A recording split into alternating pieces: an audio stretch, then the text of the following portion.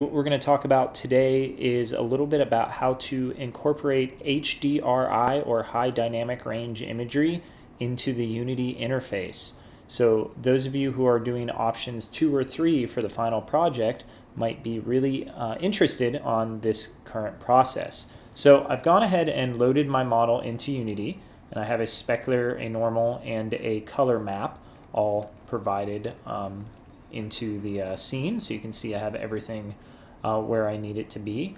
And let's get started with creating a skybox or an environment to cast this light. So by default, Unity comes built with a default skybox that you can see when I rotate my directional light. It actually acts like the sun, and you can see the sun behind me here, where it would lower and rise at my convenience. So what I'd like to do is make kind of a default background, and there's multiple ways to do this, but one of the easiest ways is using HDRI. So what I'm going to go ahead and do is I'm going to click and I'm going to import an HDRI image. We spoke about a little bit in class about Paul Debevec and HDRI and all that fun stuff. And I found this one online, so I'm going to just search for .hdri, or .hdr, pardon me.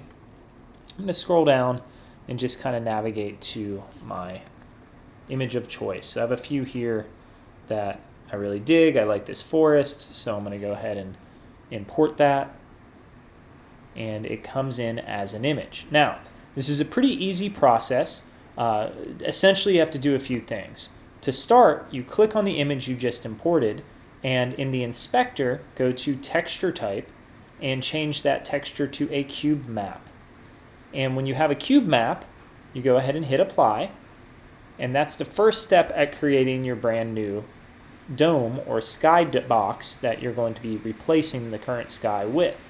So that's going to take a few seconds to kick in. Usually gets stuck around 83, so do not worry. Depending on how big the file is, it changes the length of conversion time, and I promise it will get through. And after you wait a little bit, you're going to next have a dome. So we need a shader to put this dome-like texture into. So I'm going to right-click, Create, Material in my Assets panel. And I'm going to call this material Sky. And in the sky, I'm going to change it from a standard shader to a skybox cube map.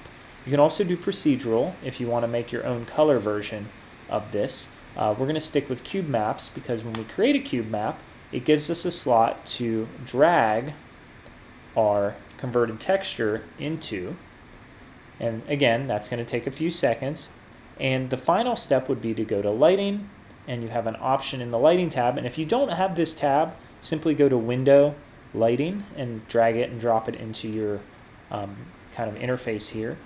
All I have to do is drag that sky shader into or onto, you can see the changes in color immediately, onto my material.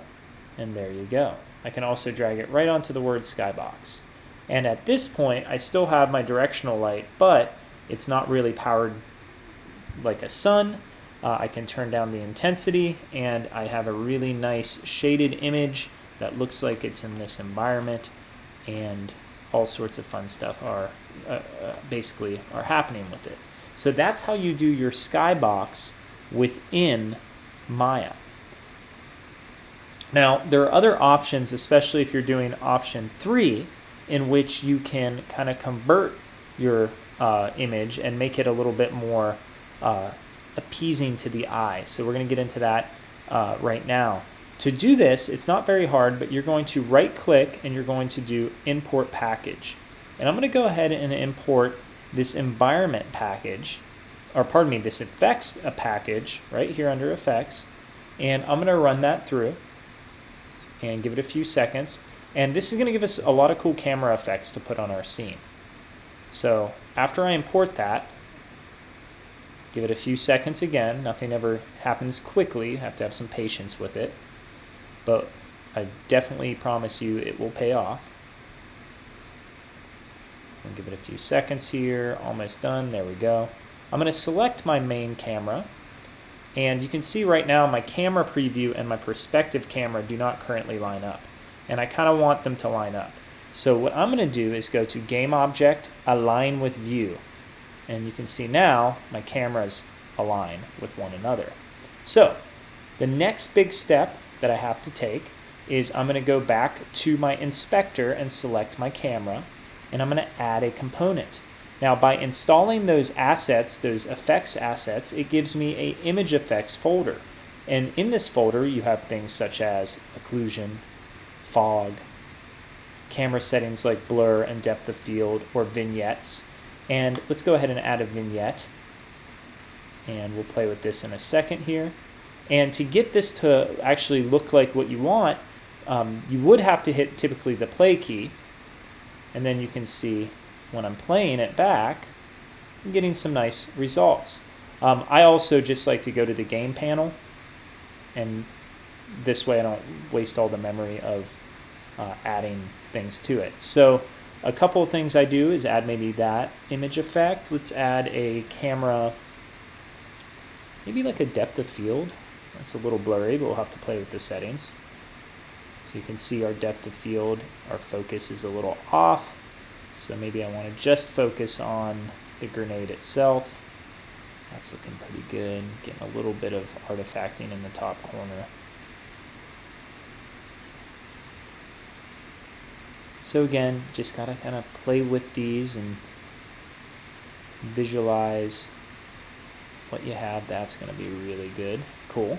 And at this point we may want to invert this blur a little bit. So you may want to kind of change the settings here to kind of, there we go, blur one way versus the other. A little bit of depth of field, never hurt anybody. Play with the focal distance. This looks good when you have a lot of stuff in it.